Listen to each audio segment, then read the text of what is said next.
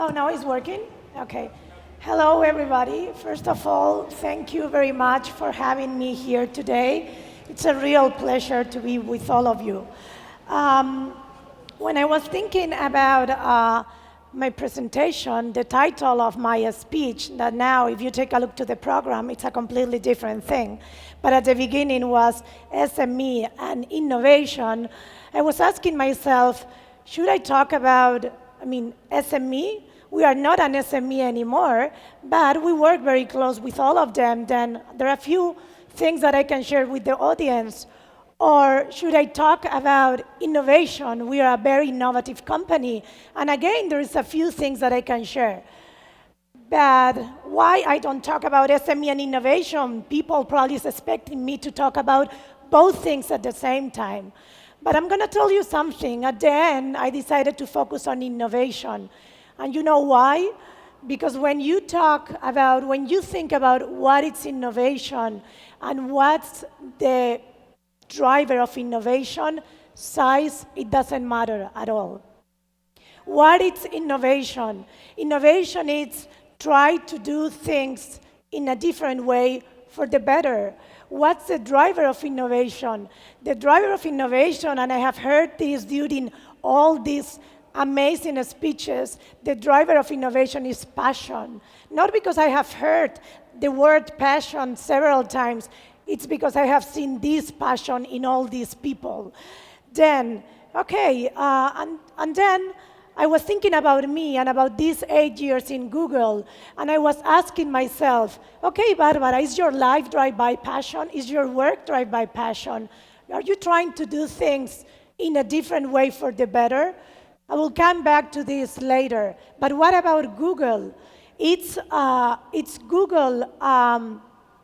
What is Google passion at the end? What was Google passion 15 years ago?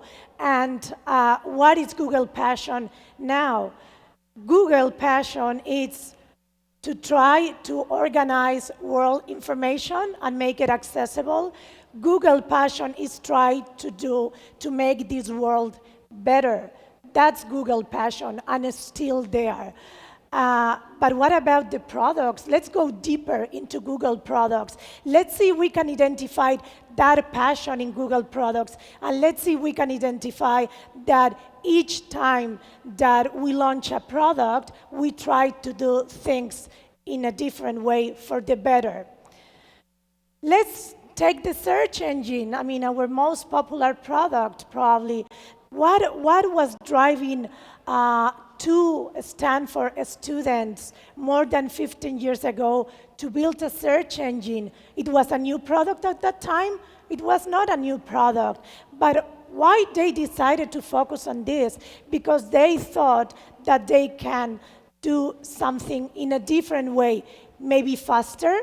Can we deliver results in less than 1 second? Maybe broader. Why we don't organize information, all the information that is out there, or maybe just let's improve the user's experience. Let's take a look to Gmail, or let's take a look to Maps. Again, same rationale. It was the first time that someone came with this message system or with a maps. No, it was not the first time at all, but they were looking into this in a completely different way. Android, it's a great example. At that moment, when Google started working on Android, they were not leading the mobility market. They were very far away. In fact, there were a lot of companies out there that were leaders in the market. But then they realized that mobility was a different thing, and they approach mobility in a completely different manner, and now we have Android. Then these are good examples of the passion was there all the time, is still there. We are a very passionate company, and of course, what each time question that we made is how we can do things different. But what is next? Do we have the same approach? Okay. Let's talk about the self-driving car, or let's talk about Loon, these balloons that are flying all around trying to give connectivity to people that don't have access to the internet, or the lens that are able to measure the level of glucose in your tears. All same rationale again. What is behind all these projects? Behind all these projects, it's a lot of passion. A lot of passion about what? We want to change this world. We want to do this world a better place. And why we don't approach things in a different way for the better. Cars are not new.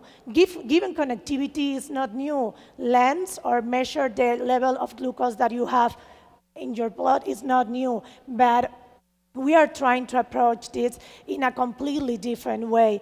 Then, okay, that's great. I mean, Google is super passionate. I mean, I hope that now you have this very clear. And yeah, I mean, we are trying to approach everything each time with different eyes, with fresh eyes. But what about Google employees? Do they share that passion? I mean, Google employees that we call Googlers, we have that passion, in fact. And when I was preparing this presentation, I was trying to think, okay, where is this? Are we drive by passion? And in fact, we have a name for that. We are drive by passion, and we call it googliness. That's how we call how we are drive by passion. As you can see, we have names for everything. Then, okay, and I was trying to think, can I show the audience few examples of how people in the company is driven by passion? Yeah, I have. And how people is looking to things in a different way? Yeah, I have. I have two good examples. I have Google News, and I have another good example. I have Google Books. Both projects are the result of 20% Googlers' time. What is this 20% Googlers' time? It's Googlers, we can spend 20% of our time per week trying to come up with a project, with a product that can change the world. It's as ambitious as that. And these two products are the result of this 20%, okay? Again, a lot of passion there. But my favorite one, I think that this is a great example that shows that we are all innovators. Our project, I don't know if you have heard about our project, and there is no animation in this slide, but I invite you, to check our project today. What is our project? Our project is one person in the marketing team in Spain, very far away from Mountain View, where our headquarters are. One person that said, hey, what happened if we apply Google Earth technology to paintings? Oh, why we have to apply Google Earth technology to paintings? Because we think that with a human eye, we can capture all the details of paintings. We think that when we have a painting just in front of us, we can see everything. But that's not true. There are a lot of details that human eye cannot capture. And we apply Google Earth technology to our project. Then now we can enjoy a lot of paintings that are high-level resolution. And this came from a person at the Spanish office working in marketing team. She basically was thinking about Google Earth and paintings in a completely different way. Then this is another good example. What about me? I talk about me at the beginning. 8 years in Google. I'm driven by passion. I'm trying to look to things in a completely different way. I drive by passion, that for sure. I think that I have learned that from Google. I really am passionate each time that I go that I do my job. I really try to do things in a different way, and I'm proud to see a few of global projects that are born in my department. Then, yeah, I'm trying to do things different, and I'm driven by passion. But it was not like that at the beginning. I have to be very honest with all of you. And I'm going to share with you some experience that I have when I just joined Google. And I remember that I was with my manager, and she said, well, okay, let's think about this project. Let me know how you will develop this project. First reaction that I had, ooh, we don't have the resources, and we don't have the budget. And she said, I remember that. I mean, I will always remember. It's, okay, you are not thinking big. You should think big. And then, I mean, I didn't say anything, but I realized it's true. I'm not thinking big at all. I should think bigger. And I learned to think big. This was a learning process. But I have to say you something. In this transfer 1 year ago from Europe to Hong Kong, I have learned a lot too. And I have learned a lot about failure. I came from a country that don't know how to failure. That's one of the problems that we have. And I have heard here a lot of stories about failure, people that try, it doesn't work, and try again. One of the speeches was, I tried 6 times. That's amazing. And that's one of the learnings that I have from people in Asia Pacific, that they are open to fail, that they are open, to innovate, which was a great learning. Okay, then to make like a summary, this is all about, passion. It's all about let's think big. We really need to think big. It's about impossible is nothing. And I mean, all these stories are about that. Impossible is nothing. But probably you were thinking, okay, Barbara, this is super, but can you give us a little bit more related with SMEs, something that we can't apply?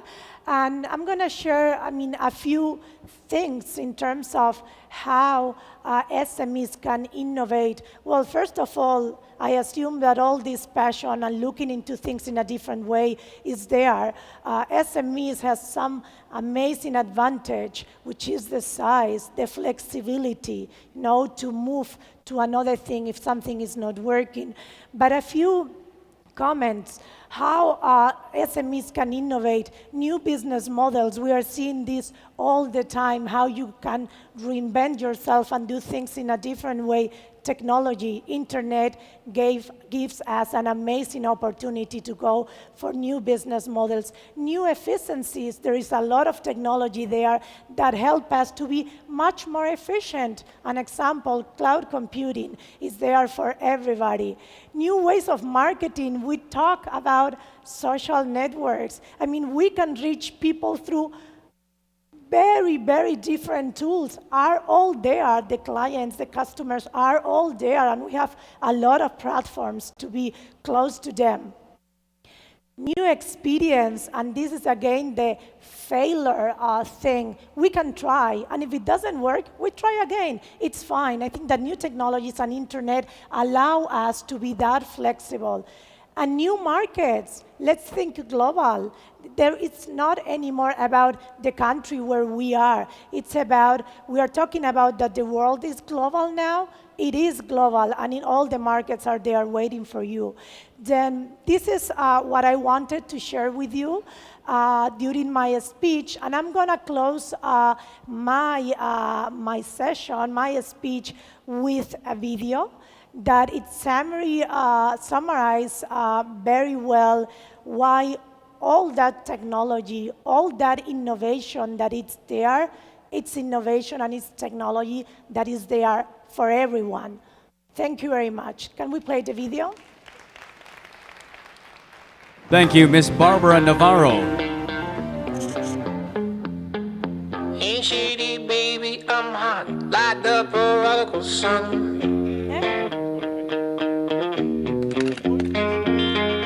Big up Bartolini, Mini, Money, Mo, and Flower. You're the chosen one. Hello, everybody.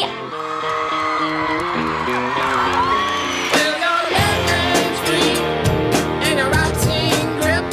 With another left hand, watch his right hand slip. Towards his gun.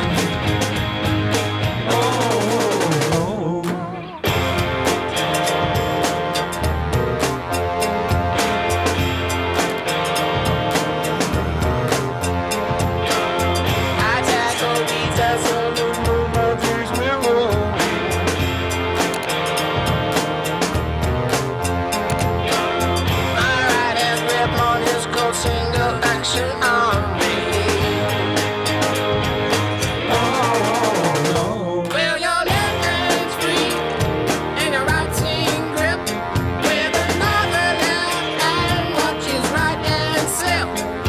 is gone.